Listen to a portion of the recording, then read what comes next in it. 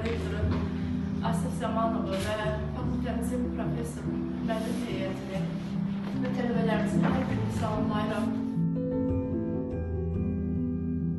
Səcdəsindən doymadığım deyiləcahı hardasan? Mən özümü tanıyandan varlığına tapındım. Ümid ilə yaşadığım hər sabahı. Qəm eləmə desəm ki, yazmasam ölürəm. Ölə yazmıram.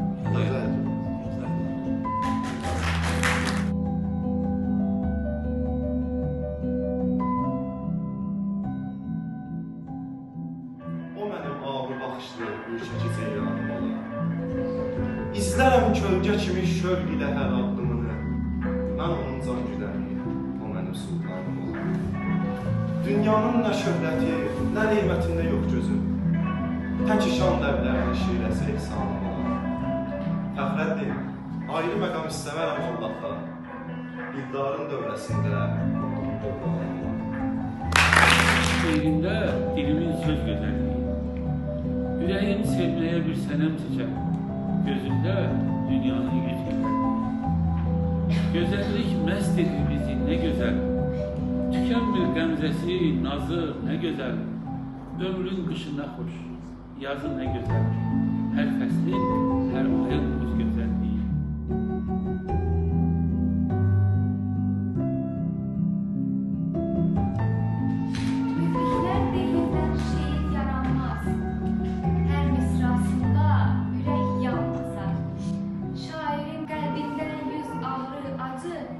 Şehrin mayasında qəm yaranmasa.